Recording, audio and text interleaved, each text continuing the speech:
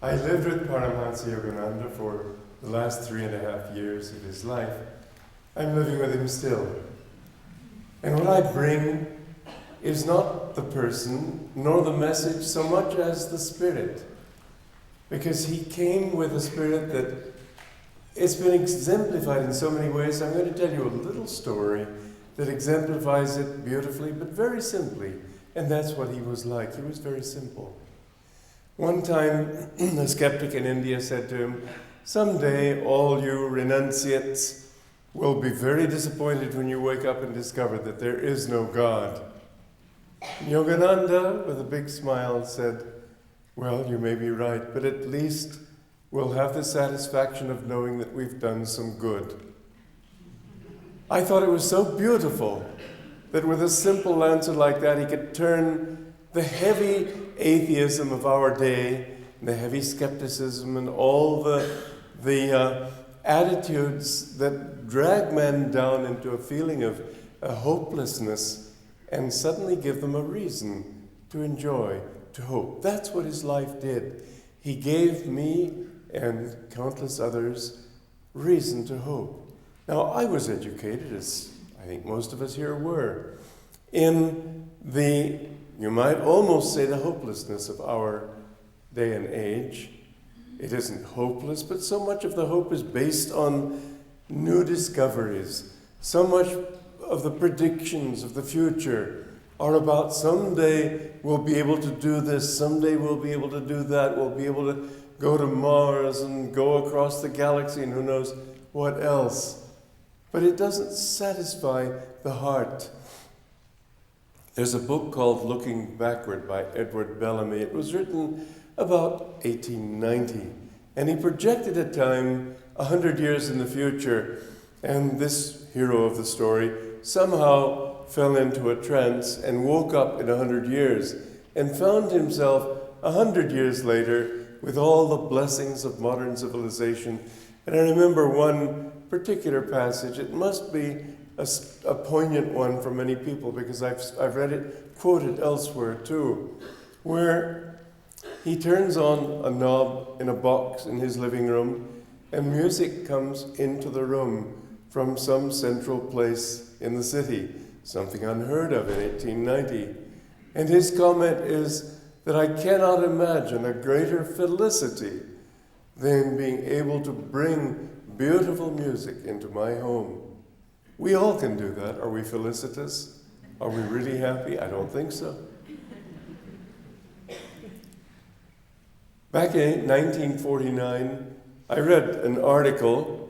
This is looking backward. I didn't read it then, but it was in Popular Science Monthly, I believe, in which the editorial said that someday, predicting a marvelous but almost unbelievable future, computers will weigh as little as 1 ton. 1979, I think it was. The president of IBM predicted that it will never be possible to have computers in the home. Well, I can tell you I have mine in the home. It's just something we've learned to live with and can hardly live without. It is yet not giving us happiness. It isn't giving us fulfillment. We can do so many things and yet we don't find fulfillment. And you know, if you were to go to some other planet and you see programs on the radio, science fiction stories, you read science fiction stories, and you sort of imagine, and I suppose people have the idea now when they read about the possibility of other planets that maybe people had back in the days when America was discovered and people began traveling around the world, Vasco da Gama and others, and there was always probably in people's mind the dream that they would come upon some simple civilization, the noble savage as Rousseau depicted him, where people would live idyllic lives, happy, fulfilled, close to nature, no problems. Have we found such a life? No. Are we likely to if we go to another planet? Listen, the problem is that wherever There are beings, there are going to be egos. Wherever there's ego, there's going to be selfishness. Wherever there's selfishness, you've got the same mess of worms that you've got here. It won't be that different. You don't find perfection by going into the beauties of nature. Why? Because you're there. It's just as simple as that. I remember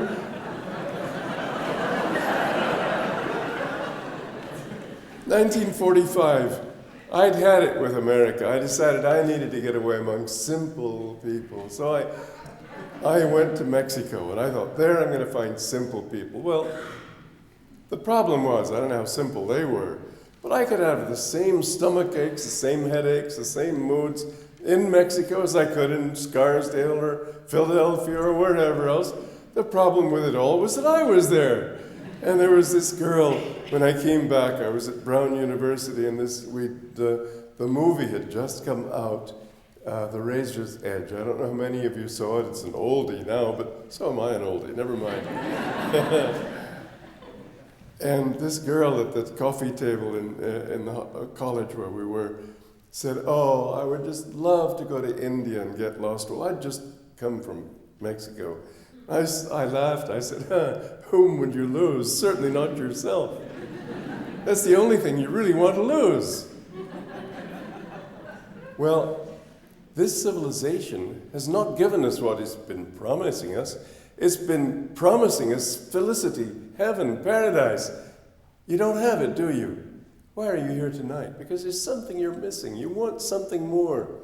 And the trouble with this world is that no matter what it is, there's always something more. There was a survey made of people in different income brackets, all the way from, well, in those days, $3,000, $5,000 a year was not so bad, up to $100,000, which was a lot in those days.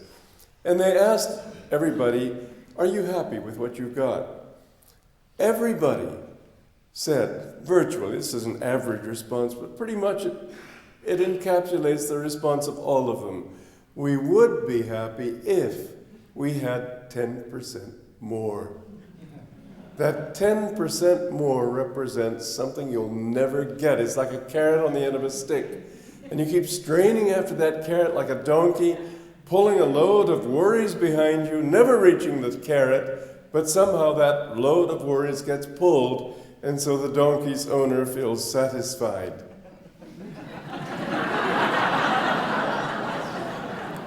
We don't find what we're looking for as long as we think we're going to find it outside. Well, as I said, we've all had a certain education, and I had it too. I was, in a way, even more exposed to the variety of Western culture than most of you have been, because I was born in Romania.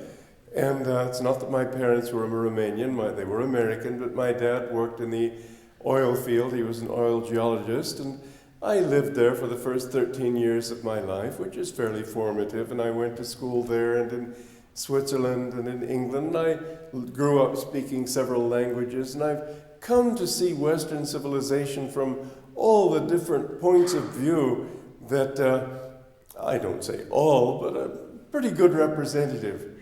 But what I noticed in my education again and again was an underlying, well, you've seen it, cynicism.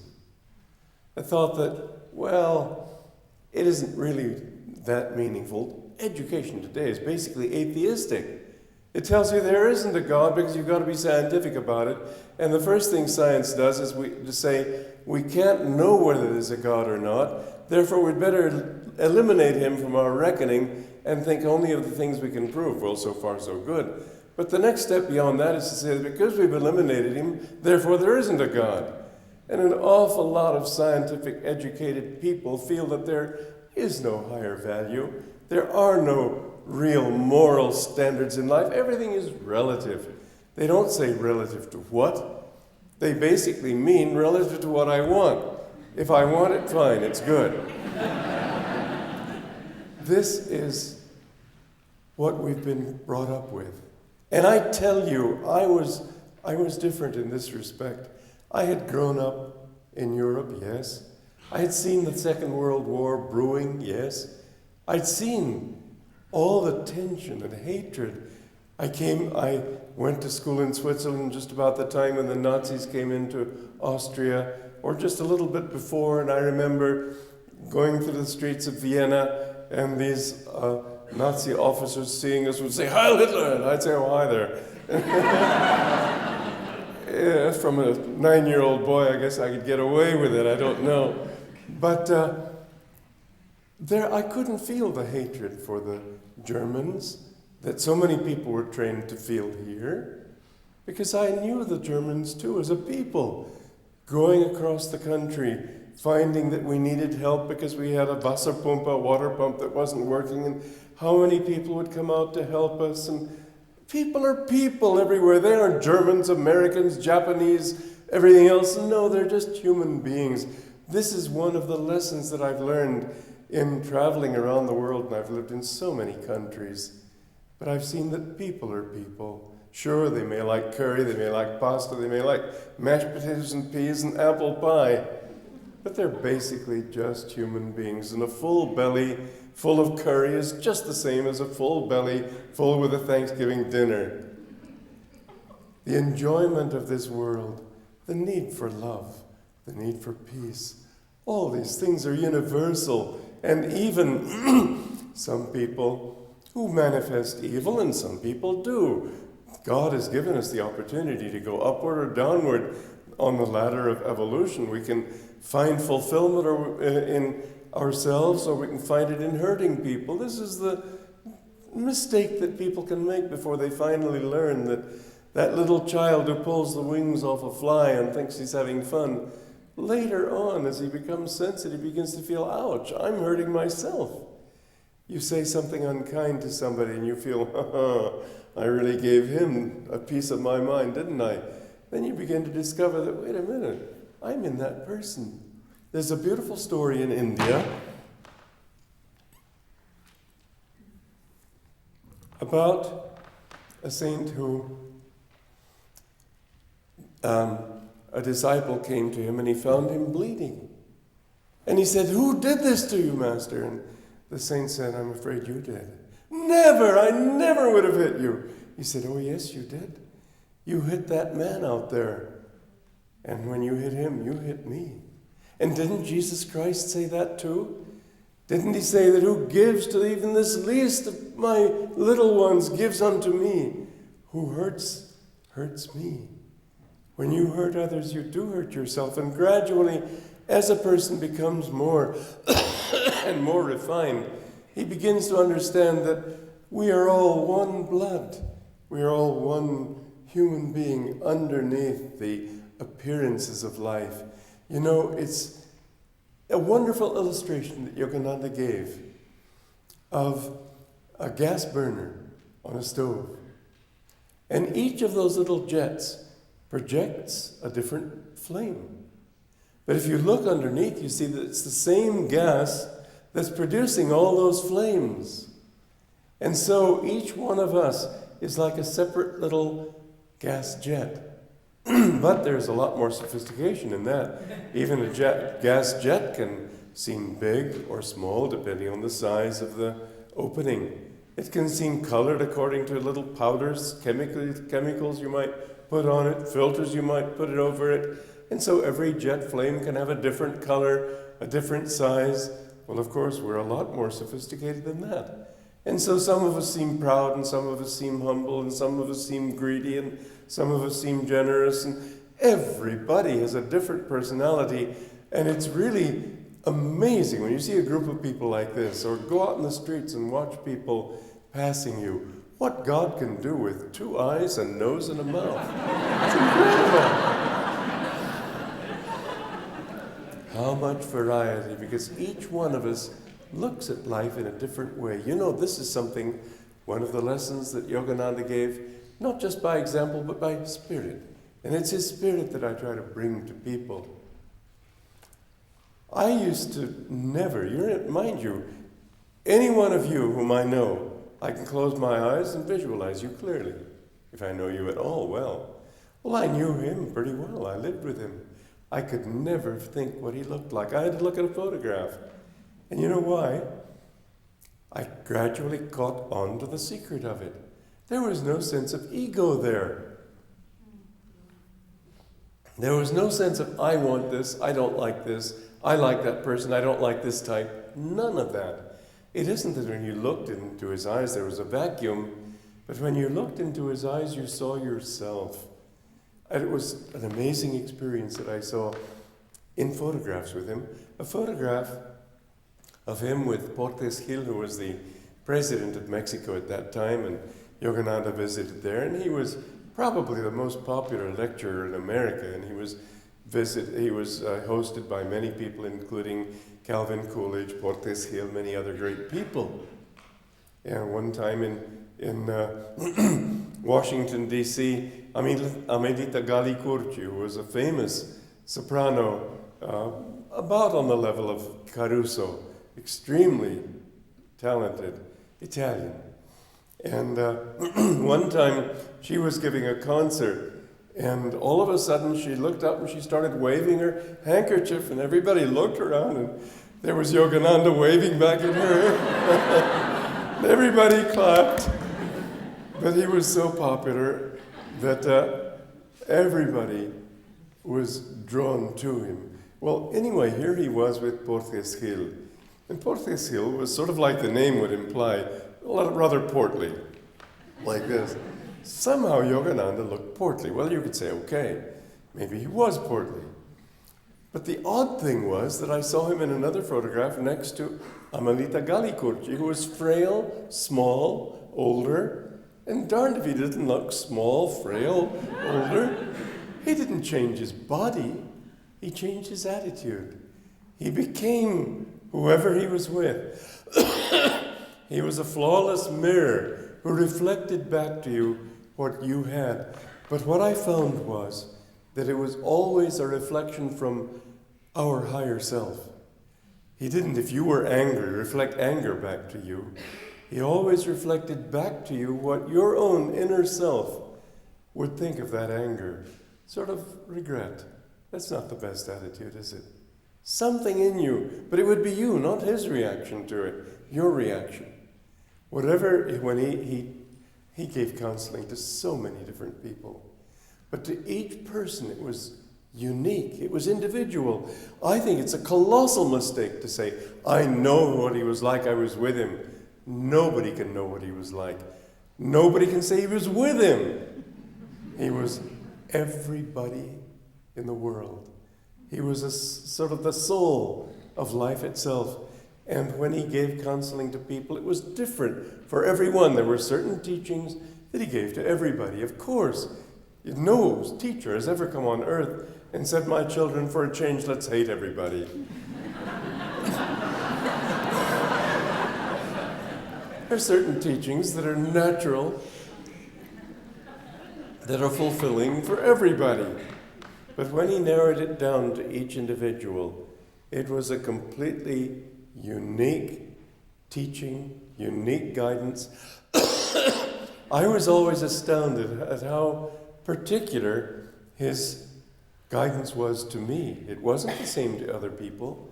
And I remember giving some what I thought was good advice, because I was in charge of the monks then, and there was this monk who lived in another colony, and I felt that he needed something. Yogananda said, when he came, he was out at the time, he said, it's my job to train these people, not yours.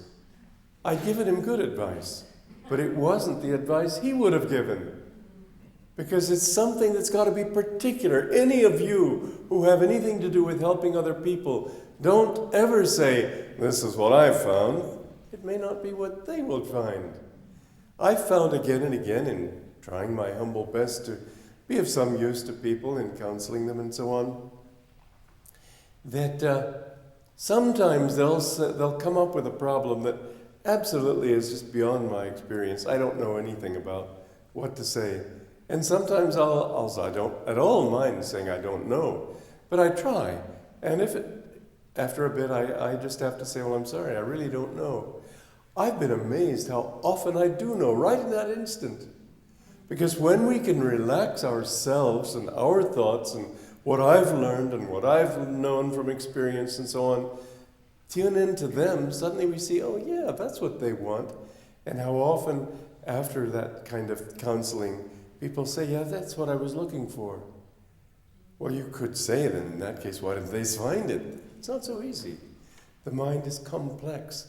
But this is what Yogananda brought. And it was so inspiring to be with him, to see how he was really universal. There was one story, I've mentioned it in a book of mine called The Path, in which he was in the car, they were passing close to closing time for most shops, and suddenly he said, stop the car.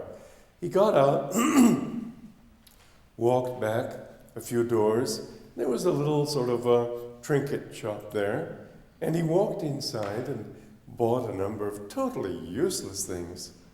And this friend of mine who was with him at the time thought, what's he ever going to do with that? And he brought these trinkets up to the counter. It was just about closing time. And the lady added them up at the cash register. She burst into tears. She said, I badly needed just this amount of money. I needed it today, and the shop had to close soon. God sent you. He didn't need those things. He never used them. But he knew. Now, how could he know? Here's a woman in a shop. Didn't even know what the shop was, but he felt her thoughts. I saw this in him. I felt it. Oh, how many times. Sometimes it could be a little embarrassing, because he knew every thought that I had. One time, I was giving a talk to somebody, and he was an atheist, and well, he was from Beverly Hills, that should say something. He was a Jewish psychiatrist, that should say something else. He was an atheist, take it for granted. And he was sort of scoffing at the whole idea of yoga and the whole idea of spirituality. And I was trying to sort of convince him, well, you know, when you try to convince people, let them convince themselves or don't try. It's got to come from them. You can't lade them with all these stories that you can talk about. They won't mean anything to them. Well, I was young. I was new on the path, inexperienced. I tried to tell him certain things that I had seen, miracles, whatever. And I could see that in his mind he was sort of thinking, let's see now, Monday at 11, I think I have an appointment open. I can take him then.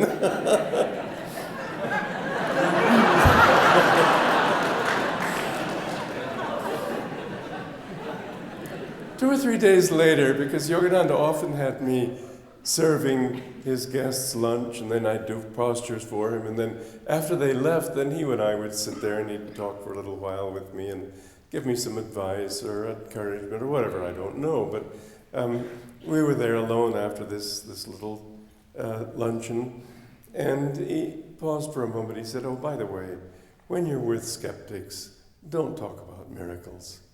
I knew what he meant immediately. I said, you know. He said, I know every thought you think.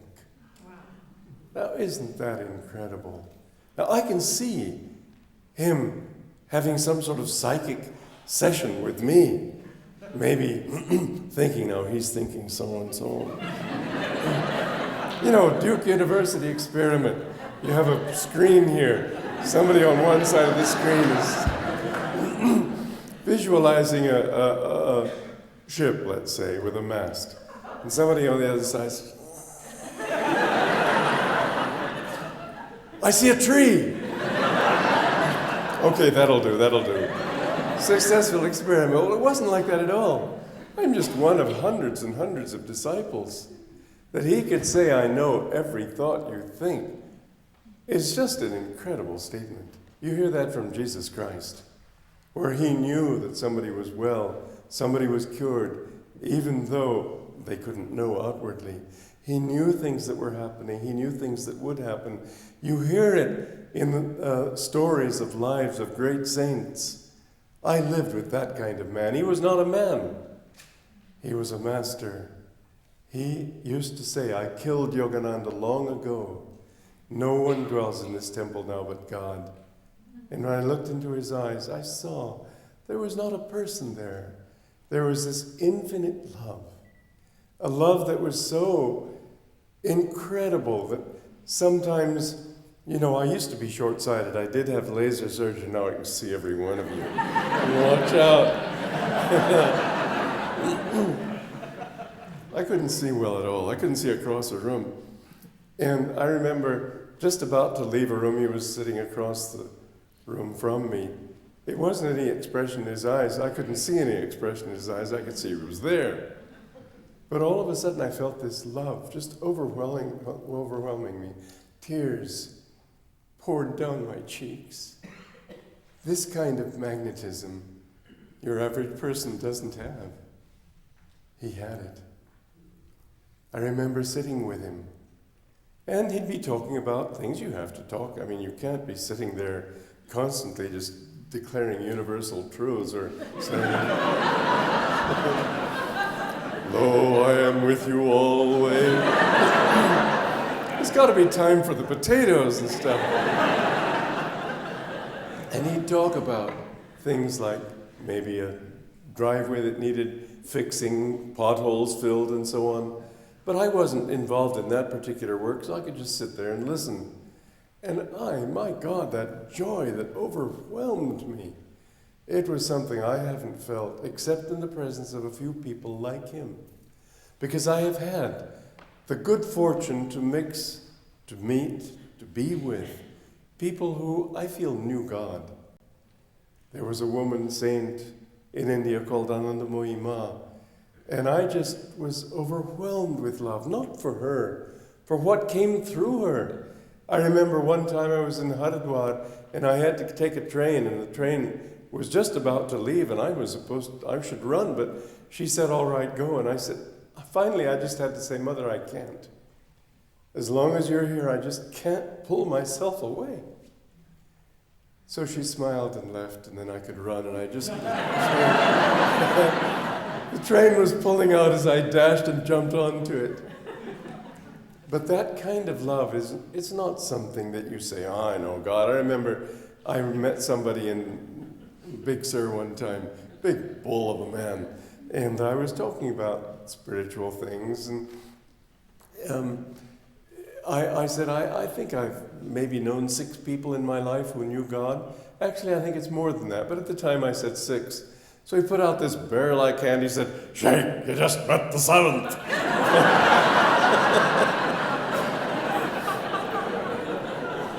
It isn't that easy. But you know, for example, Yogananda was on a train one time, crossing the country, as people had to do in those days, by train or car, but not planes. And there was this Negro black waiter who served him in the restaurant car there. And one day Yogananda couldn't sit at his table, and this man came with tears in his eyes, believe me, a complete stranger. And he said to him, what have you got that I want? Yogananda said, come to my cabin, come to my apartment, or whatever they call them. I forget now, it's been a while. And he taught him how to meditate. But this kind of thing is what the world needs. And because we get truth, but we don't get heart, we don't get love, we don't get music. But not just sounds, music of the soul. So we think that all we need to do is feed our brains. And how little are we encouraged in life to live with our hearts more. You think, oh, I hope you don't, but many people do. They look at a sunset, they think, yeah, that's pretty nice. Let's see, there's a good blend of red and they analyze it all, and they think they've understood it because they can analyze it. You don't understand a damn thing as long as you're only analyzing it. You're a human being, and that means you have a heart, not just a head. It's when you can bring those two together that you can say, I do somewhat understand it, to the extent that I have understood myself. But I have been so thrilled to see that many people who come to Ananda, I've asked them, what brought you? Many have said, it's the music. Music. Shakespeare said, who has no music in his soul is fit only for stratagems, spoils, and I forget. You all know the saying. But stratagems, spoils.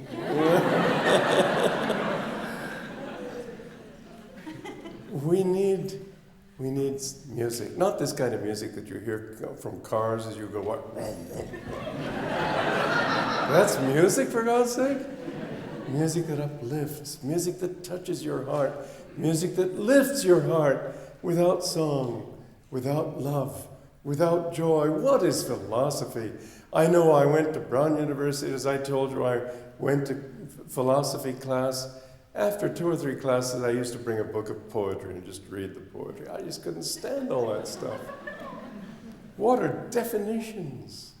And yet, in our culture today, we find that although Yogananda gave a very positive, hopeful view of it all, the way we're given it doesn't look all that hopeful. Go back to Copernicus. He first discovered, and this is what I've written a book called Hope for a Better World. It's my most recent book. And it's talking about all the different writers who have molded our present day thinking and showing where they mistook because they didn't have hope, mistook because they didn't have music, mistook because they thought only in terms of analysis, only in terms of not practice. You know, Plato, now nobody's going to argue with Plato, but I'll take the lead here. Plato wrote a book, it was his discussion of communities, an absolutely grotesque system. Read it, you'll find out for yourself. I'm not going to go into an analysis of it. What I want to say is that although it is grotesque, he suggests things for people that are just unreal. But the king of Syracuse at that time invited him to Syracuse to put his system of communities into practice. He did. It was a complete fiasco. And yet still today, 2,000 years later, students in university classes discussing Plato will learnedly talk about the pros and the cons. And what do you think, Mr. Brown? Well, I think this. And what do you think, Mr. Green? And so on. But they don't ask the simple question, and that's what I found lacking in so many of these writers. They didn't ask first the simple question, does it work? Well, it didn't work. And what we need to do is be practical. You know, that's one of the wonderful things about America. I think it comes to a second nature almost, except when we're in college, to ask, does it work? Does it work? Well, but does it work? Not just as a machine, that's not enough. I mean, back in 1939, they had the first, I think it was the first World's Trade Fair, and they had this beautiful design of a car and how wonderful life would be when everybody was driving this car. Well, I've lived long enough to see people driving an awful lot of cars. I remember one car I passed in San Francisco. Ira Blue was a commentator on the radio who reveled in getting people mad. And this car had a bumper sticker on the back, I hate Ira Blue. And I passed the car and looked at this woman. Just absolutely taken with her hatred of Ira Blue, I guess. But you know, does it work? Does it make us happier? When I was a 13-year-old, first of all, I got the idea for starting communities when I was 15. And I got my friends interested. All of them were gung-ho, because I'm an enthusiastic type. Until they found I was serious, then I was left alone. But I did believe that there's got to be a way of living that gives us what we want. To me, I wanted truth, yes. But truth, to me, meant something that's going to give me what I really want. Now, it does not matter to me greatly. I wanted to be an astronomer at first. At 13, I was grinding a telescope to make a mirror for a telescope. And maybe I'd have become an astronomer, I don't know. But unfortunately, toward the end of my grinding of this mirror, it slipped off the table and chipped. And I guess it took the heart out of that one. But, you know, does it really matter to you and me whether the universe has 1 billion, 100 billion galaxies, 200 billion galaxies?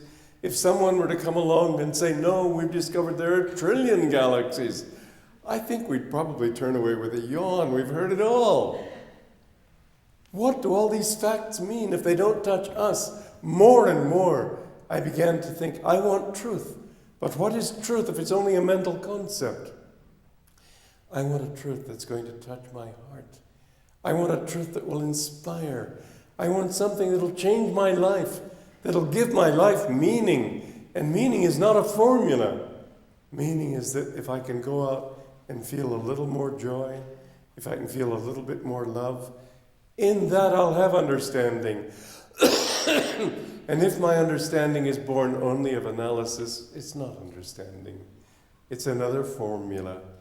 And so I had this growingly intense desire for that which will inspire. I didn't want God at the time. I'd been brought up with spiritual teachings, but I thought, what's God? Just an old man on a throne? This is not for me. I couldn't believe in the way God was presented to me. I couldn't believe in the way he was talked about. I thought if he's like that, I don't want anything to do with the man. Man? Why does he have to be a man even? Can't he be an it? No, because it means something unconscious. Can't he be a he, a she, a huge, vast consciousness? I couldn't think of those terms. It didn't make sense the way it was presented.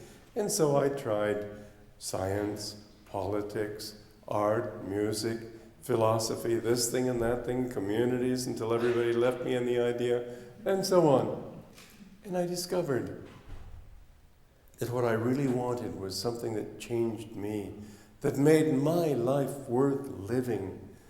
I remember one time going out with a friend and going up to a high mountain and looking out over the plains. And the sun was setting at that moment. And in the east, in the west, where the sun was setting, there was a sort of a mist, and the golden light of the setting sun on this mist. Then in the east, the moon was rising. It was a full moon. And in the east, the valleys were all this wonderful blue mist. It was one of those magic moments that we all live. And this friend of mine, after a few minutes, said, if only I could feel it. And that's the problem. How do we feel these things? They're almost a mental thought, an affirmation, but can we really enter? How many times in our lives can we say, I absolutely lived that moment? Sure, we've probably all had moments like that, but they're so few and far between.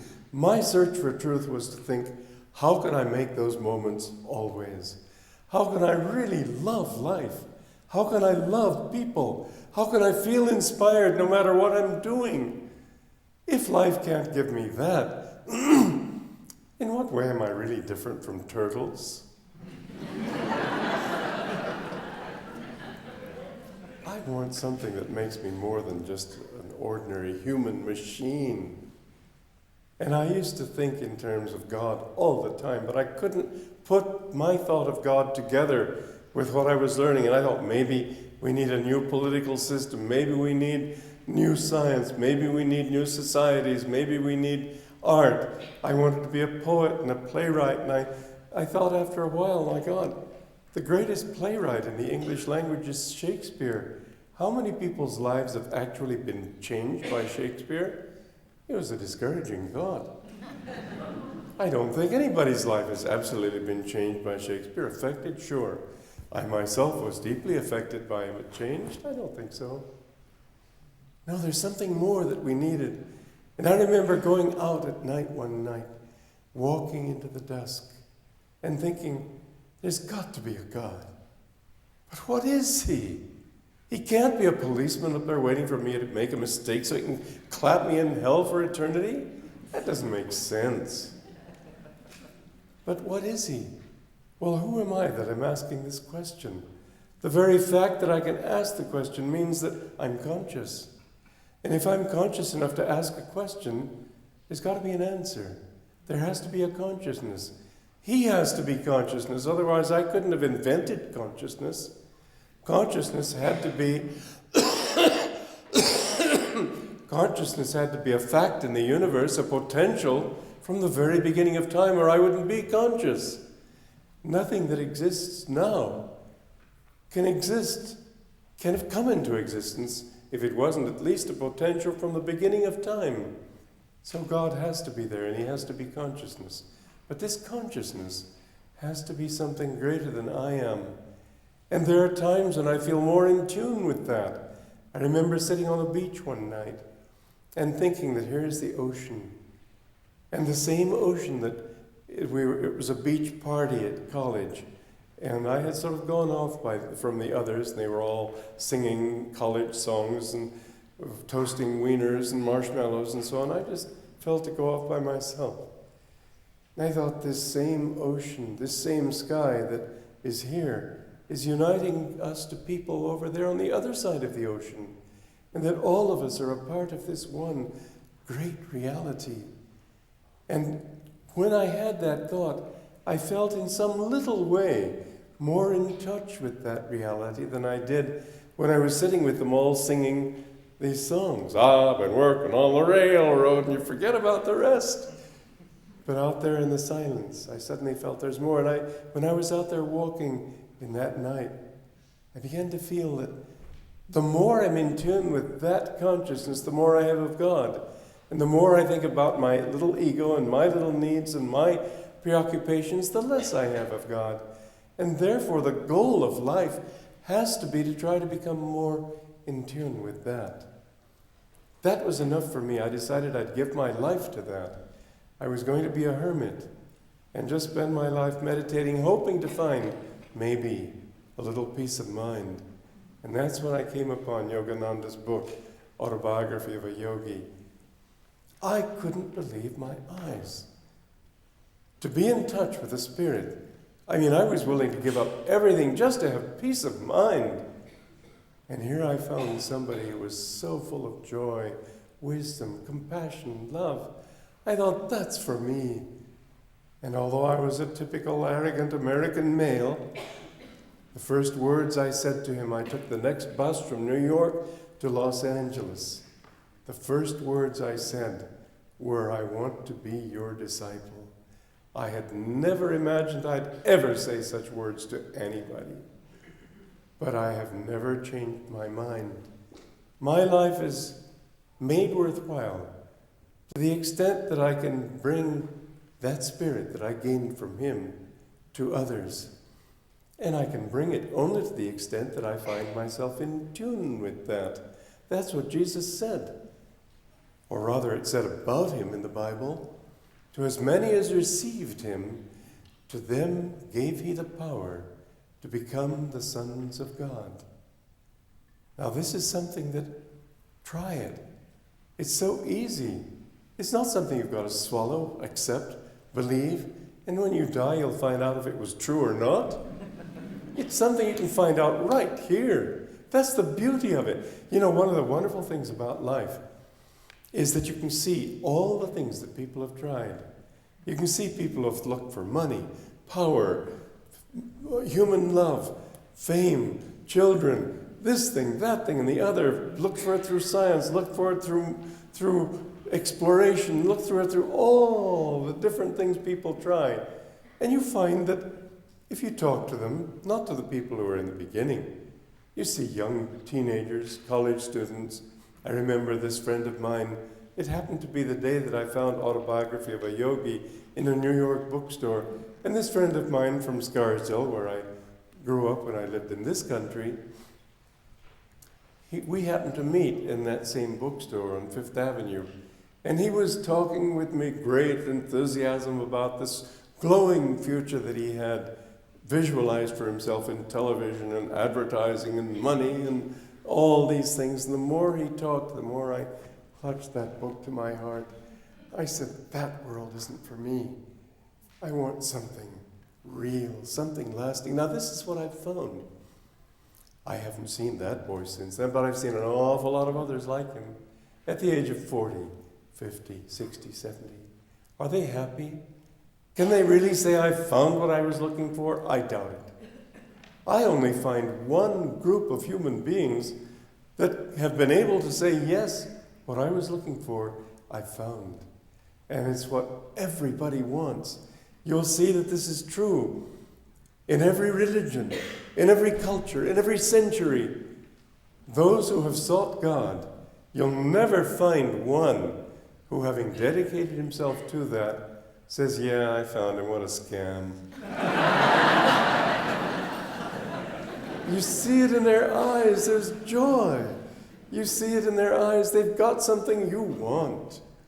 And they may not show it outwardly, but when you look into their eyes, mix with them a while, you say, oh, that's what I've been looking for. It's the pearl of great price. It's what Jesus offered. It's what Buddha offered. It's what Krishna offered. It's what St. Francis offered. It's the love of ages. It's the mystery of life. Love. Joy. This is you. Now, come from that. Okay, I'll tell you something. I was in India and I picked up a magazine called Span. It was the American USIS Information Service magazine in India. And it talked about the finding of modern philosophers, how there's no meaning in life, that life has no purpose, there's no goal in it all, it's absolutely relative, no purpose, no... I thought, I've come from a city of light. I know the answers to these stupid questions, I've got them. And then, recently, I wrote a book then, spent many years researching it. It wasn't easy either. Going into the camp of the enemy, you might say. Usually a person who's got a religious bias, as I certainly do. Not religious, spiritual. But having that bias, having to read people like Jean-Paul Sartre, who assures me there's no meaning in anything, it takes a certain amount of willpower to hang in there. Most people just say, oh, nonsense. But I wanted to help those people. That meant I had to go into their camp, see the way they reason. Honestly, look at Sartre. He says that life is, come on, you tell me. Radically free. Man is radically free. That's it. I knew he'd answer. I just had to look for him. Mankind is radically free. This is his premise. Now, mind you, if you reach that conclusion, fine, but to use it as a premise, and then to spend a whole book, books in fact, saying finally we have demonstrated that mankind is radically free. Well, so he's free, therefore he's free. That's not logic, for God's sake. This is philosophical fraud. And so I found again and again, going into their camp, they missed basic facts. Darwin, very good analysis. I mean, you applaud the guy. Yes, I think this is very possibly a good explanation for how we evolved. You then ask the question, well, why? You know, one of the basic principles of modern science is the second law of thermodynamics. Everything is gradually losing temperature. And applied to everything else in life, which science tries to do, everything is slowly losing speed. How does that explain evolution? Am I really a step down from the mollusk? I don't think so. And maybe a monkey, like what I saw in a cartoon one time, this monkey whispering to another monkey, they pretend to be descended from us. What a presumption. But honestly, if you want to be honest, then why stop at monkeys? Why not go all the way back to the worms? That's who we really are, aren't we? No, you're not just worms, you're atoms.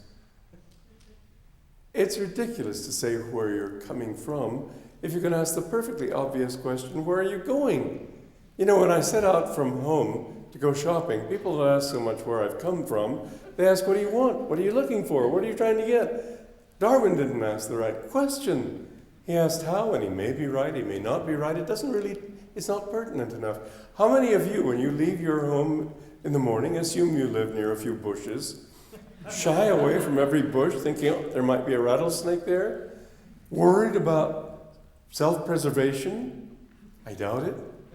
You don't worry about cars bowling you over. Yeah, you try to be careful. You know that cars can bowl you over, so avoid the damn things.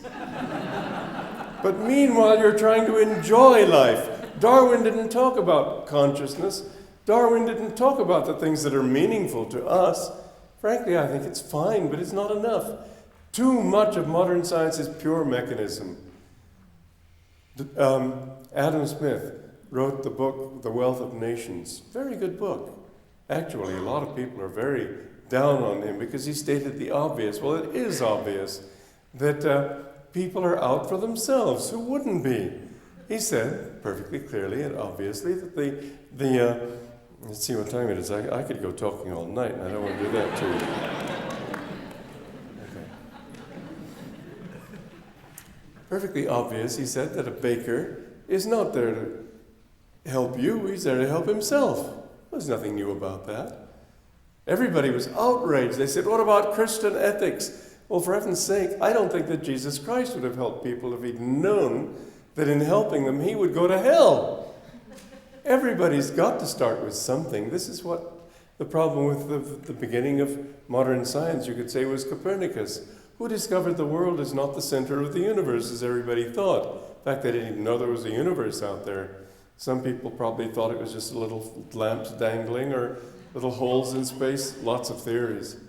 But people didn't really have an idea that man is so small as he is, and the discovery since his day, Galileo with his telescope being able to see, justify, Tycho Brahe, Kepler, all of those people gradually discovering how vast this universe is. You know, it was only about 1890 that they found that the sun is not the center of the universe. It's just one little star among many, a very average kind of size. We're not at the center, we're on the outskirts of a galaxy. When I was a boy, mind you, I haven't lived that long, I'm not Methuselah, it was 1936 or so, when a teacher in my school in England came to me just all thrilled with the information that, do you know that there are other star systems besides our own? That in 1918, Hubble, I think it was then that he discovered that the nebula in Andromeda is really a galaxy. And when he talked to me, he said, you know, there are even scientists postulate as many as 2 or 3 other galaxies. Now they say there are 100 billion, but who's counting? How vast it all is. And so the scientific attitude toward this is that it reduces us to absolutely nothing. What are we? And yet, if you take the other view, and this is what Yogananda gave to us, hope. He said, okay, what are we? I'm the only person that can ever know anything about anything else. I have to begin with me. That's why the Greek saying, "Gno thyself," know thyself, is the key to all wisdom. You can never know anything except with reference to what you perceive. So you've got to begin with you. This means that you, and individually you, are the most important thing in the universe. Science today no longer thinks in terms of vastness. It tries to epitomize. It says the atom is the key to the universe. And much more than the atom, you are the key to the universe. You will never understand anything except in relation to your own ability to understand, your own ability to perceive, your own ability to enjoy. You know, scientists think that life is just statistics. I cannot believe that this nature, which has produced so much beauty, isn't aware in some way of that beauty. I don't think that a peacock who spreads his tail is not aware that it's spreading something beautiful. I can't believe that a butterfly with its beauty isn't aware in some way of its beauty. I think nature is very self-conscious. You know, there's a book, many of you possibly have read it. You can find it at our East West bookstore in Seattle here, I imagine. Hope I'm not speaking out of line. But it's a very interesting book about this woman who has some sort of telepathic ability with animals. She says animals don't speak to you the way we communicate with words, but they project images, they project ideas, and animals are intelligent. I know when I was living in Bucharest as a boy, I was 10 years old at the time, and we had a little Scottish Terrier. We called him Jasper. And my brother was 8 years old, or 9 at the time, just a boy. He came out with Jasper one time, and the dog catchers there, who got some money for every dog they could catch, figured, well, here's a little boy, we can take this dog. And so they were all going with their nets to grab Jasper. And my brother was a plucky little chap. He grabbed their net and said, "Run, Jasper, run!" Jasper was the laziest thing you ever saw. But this time he ran. And those men were pounding after him, and Jasper, being lazy, found a convenient bush and hid behind it. And those men went pounding after him, and Jasper trotted home. And we were so proud of him for his intelligence. For weeks afterwards, we would speak about this experience of Jasper's. Now he had outwitted the dog catchers by hiding behind a bush.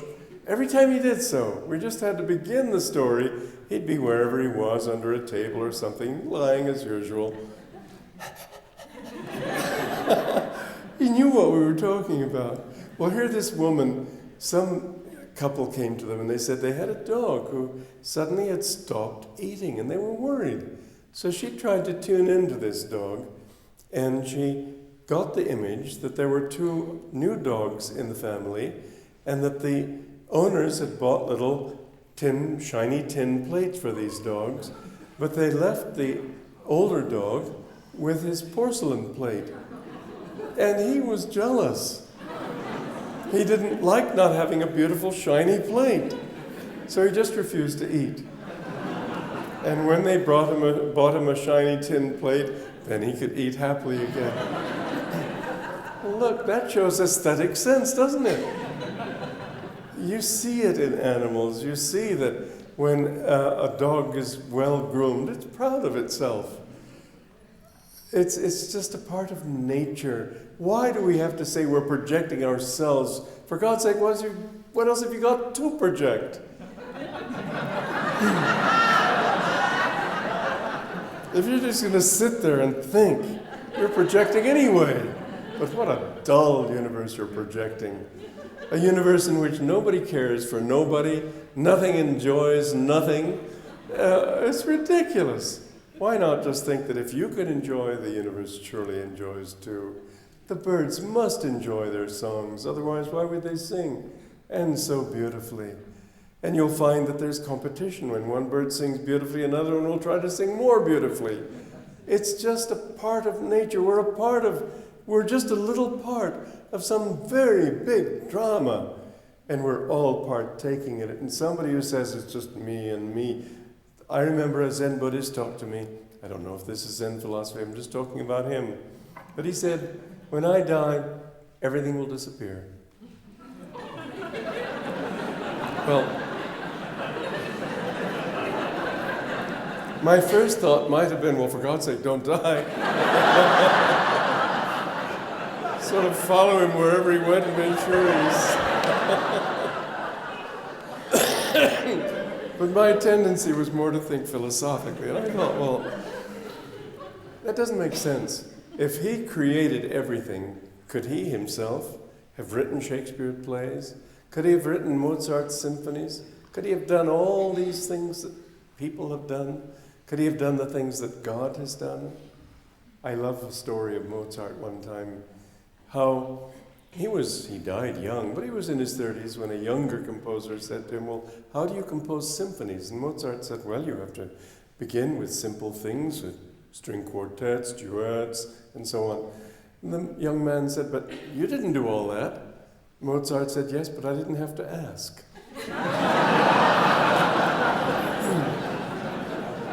When you have that knowledge, you know it. You don't have to get it from outside. Yet it's not a projection. We're a part of a great symphony of life. And how much more wonderful it is to think that way. But the beautiful thing is, yes, I lived with somebody who thought that way, lived that way. To him, life was a symphony. And I found that he could relate much more to all levels of reality. He could understand what was in people's hearts. He could understand what they wanted. He could help them to fulfill, like that woman in that shop, just passing her. But he felt her thoughts, and wanted to help her. He didn't say anything. He had no pride about it. He didn't say, yes, I know, I bought that woman these things because she needed it. He didn't say anything. As far as my friend knows, he never used the stuff he bought, but maybe he did. And he was so much like a child. There was none of this arrogance that you find in professorial types. I remember one time, because I was too intellectual myself, I came to him that way. He broke me of that habit. But I remember one time we were out at his retreat in 29 Palms, and he had somebody bring a package, and he turned the light out. Then suddenly out of the dark, bzz, bzz, bzz, you know these guns that emit sparks? Here, this great sage had a little gun that... So he turned the light on, then he shot another pistol, and this thing went up, became a parachute, and came down. And he looked right at me. He said, "What do you think of that? How do you like that?" I said, "It's fine, sir." I had to put it all together here, this great sage. But then he looked at me, he said, "Suffer little children to come unto me, for of such is the kingdom of God." And you'll find that great people are childlike. They're not pompous and self-important. Because truth is always, we're nothing compared to God. We're just little children enjoying. Just like I think it was a story of St. Augustine, who one time he had developed a certain pride in his great learning. And he was out walking and he saw this little child, 3 years old or something, taking a bucket and emptying it onto the beach. He stopped and watched him. When the child went and took another bucket full, emptied it onto the beach. After 4 or 5 of these, he said, "What are you trying to do? Are you trying to empty that ocean, that sea, with your little bucket?" The child looked at him with wisdom. He said, "Is it any stranger for you to try to empty the sea of all knowledge and wisdom with your little brain?" He disappeared. Don't you see how small we are? But what hope there is if we can understand that we have some connection with everything. Think of Adam Smith again. Here we have this baker who's only thinking of himself. Well, what Adam Smith failed to do, but what I did with Yogananda's teachings, with our American education, I'd go so far as to say, does it work? I just asked the simple question, let's be more specific. Let's just think of 2 bakers in town. One baker lives like this, and we'll call him William Baker, okay? Might as well. But there's another baker in town, we'll call him Joe Crumpet. I use this example in my book. Now, William Baker is only thinking of himself. And when people come to his shop, he's only thinking what I can get out of this guy. But Joe Crumpet has a completely different thing. He's certainly there for the money. He has to be. That's his job. He has to support his family. But he also welcomes his customers as friends. He asks them what they'd like. He asks them after their family. He says, "How is your little boy? Has he overcome his flu?" And so on. Now, each one of them is really out. He's got to have a job. This is his way of supporting himself.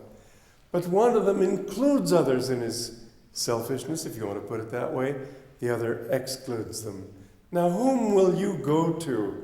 Assuming you're in that town and you've got Joe and Bill to choose between, I think it's pretty obvious you'll go to Joe Crumpet unless you've got such a compassionate heart that you want to help poor old William, because nobody goes to the poor guy. But obviously, there are 2 kinds of ego, aren't there?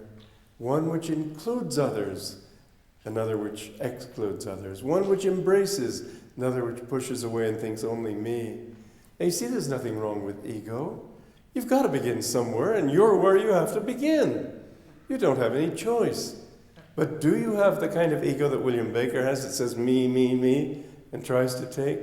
Or do you have the kind of ego that says, with Joe Crumpet, let me find happiness through others, that expands? Jesus had that. He said it is more blessed to give than to receive. Why? Because in giving you expand your consciousness, you expand your identity, you expand your sympathies, you expand your own self-fulfillment. That's what's been wrong with our society. I look at the stories of big companies suddenly being discovered in default and having debts that they've not admitted up to billions of dollars. And I think it's perfectly simple. They think they're going to get what they want by being greedy. America has gone too far. The world has gone too far toward greed. It's going to have to learn a lesson. It's going to be a hard one, but it's necessary. We've got to think of ourselves, but we need to include others in that self. We need to feel that in all, God is present. What a wonderful life it is if when you walk through the street and you see people unhappy, and you see it all the time, but you see them in that unhappiness, you don't just think, oh, I wonder why he's unhappy. Do you suppose his wife didn't treat him well? Did his child go to the hospital? Did he lose his job? Whatever it might be. Those are the psychological reasons. They're valid enough. But there's something more. In every human being, there's this hunger for something we all wanted. We all want love. We all want joy. We all want to be inspired. And you see that this same longing, people don't know that God is there. God is what they want. The only people who have found what they want in life are people who have found God. God isn't somebody up there on a cloud or in outer space. He's in you. He's your own self. He's like, to go back to that simple illustration of the burners on a stove. If that gas were conscious, instead of going outward toward the flames and seeing, that's you, the flames meaning all the things you get excited about, all the ambitions, all the things you want to do, your energy going outward to the world. What about that gas looking backward? If that gas jet were conscious and looked back to its source, it would realize that it isn't all those, just one of those little many jets. It's that one uniting gas. And so that one uniting consciousness, He's in all of us. He's our own self. And the more you have of Him, the more you feel that He's in all. And this is when Jesus looked at people, He may have wept for their sins, but boy, I'll tell you, nobody would have followed Him if He'd just stood there weeping for their bloody sins. They felt His compassion. They felt His love when He stood on the Mount of Olives and looked down at Jerusalem and said, Jerusalem, how many times I would have gathered you like a mother hen gathering her chicks, and you would have nothing to do with me. The suffering of Jesus on the cross wasn't His pain, physical pain He transcended ages ago. That wasn't what hurt Him. It was that pouring out that love, God pouring out that love to people, and people turning their hearts, turning their backs callously on God. What a pain to one who knows that love, and knows that that love is in every heart. The most evil person inwardly has love, has a longing for love, has a longing for joy. They may not have it, but they long for it. It's universal because God is in everybody. I remember when Yogananda was old and we were helping him into the car because he had a little difficulty with his knees. And he said, you all are so kind to me with your many attention. We said, oh, sir, it's you who are kind to us with your spiritual wealth. And he just smiled sweetly. He said, God is helping God. That's His drama. If we can only see this world as that, we see hope everywhere. And that's what Yogananda gave us. But he also said, because he was practical, he said it will only work if you put it to practice. See if it works. Big experiments that kill, the Russians and the communists in China together have killed, it's been estimated, 100 million of their own people. Anybody who disagrees with you, kill him. That way you prove your theory was right. Does it? I don't think so. Why not work with a few people who agree with you? People who would like to try. When Orville and Wilbur Wright put their plane into the air at Kitty Hawk, all sorts of experts absolutely pontificated it's not possible. And yet they did it. Nobody could argue with facts. Within a generation, people were flying everywhere. All you need is something that works. Lots of communities have been tried and not succeeded, but you know, America started on that principle. Communities are just about the most American thing you can do. People came from England to find spiritual freedom. That's basically the difference between North and South America. They went there to find gold. They came here to find religious freedom. That's the basis of this country. Communities are the basis of it. And I think the most sensible thing, and it's something Yogananda talked about constantly, the most sensible thing that people can do is say, okay, let me see if I can't live with people with whom I have some compatibility, with whom I can share not just my laughter but my tears, with whom I can share my ideals and not be afraid to talk about things that are meaningful to me. Because if a few people live that way and find that it's doing a good thing, others begin to find it. You know, I can talk now. It's been about 35 years since I first got the land for Ananda. I got the idea when I was 15, but it took me many years to be able to bring into outward fruition what Yogananda talked about with so much zeal. And Ananda now has been there, and we have communities at Nevada City, Sacramento, Palo Alto, Portland, Seattle, a new one starting in Rhode Island, in Assisi, Italy, where I live.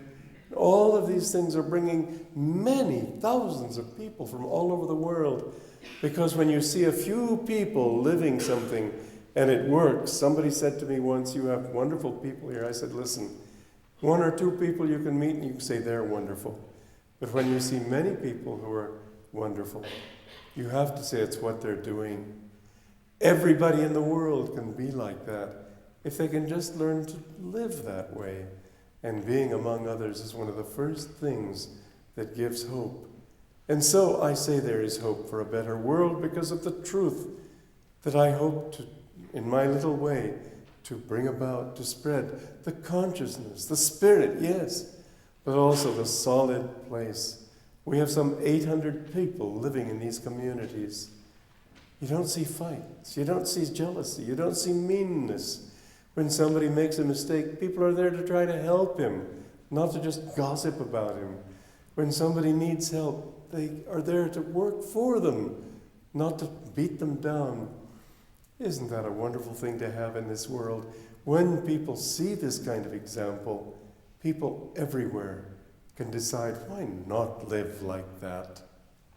I say that communities are the hope for the future of the world, because I say that a few people living it can set an example that will make other people say, well, why not? And when other people do it, and more people, I don't think you need a huge communistic imposition on the whole universe. Just a few people doing what they do. It doesn't have to be Ananda. You know, in my book, I don't even mention Ananda by name. Why not? Because I don't want, well, for God's sakes, if everybody became a member of Ananda, think of the bureaucracy. But that's not what I want. Really what I want is an ideal which you can put into practice in so many ways, in religion, in other ways, if people can learn to live the simple, small-town life, but with a reason. Not just gather together because there happens to be a coal mine or a port, but because you share the same ideals and because you want to help others to share those ideals. It's a new way of life. I think after 35 years we can say we're here to tell you it works. And I'm hoping that some of you will take this seriously, because certainly in a time of depression, which I think is coming, people are going to feel awfully lost if they aren't able to work hand in hand with good friends, with people who share and can stand together. And so I'd like to ask our choir to come up and sing a song which I'd like all of you to join us in. Many hands make a miracle. I'll sing with them.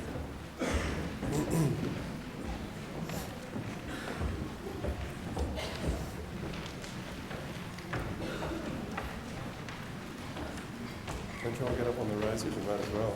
No? Okay.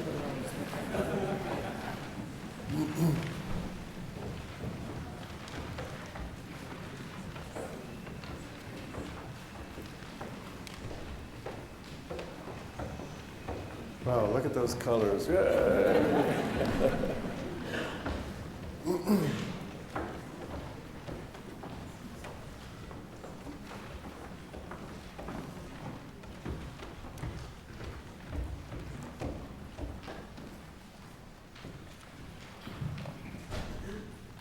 You need your The guitar? rest of this song is in your program. Please join us the second time, please.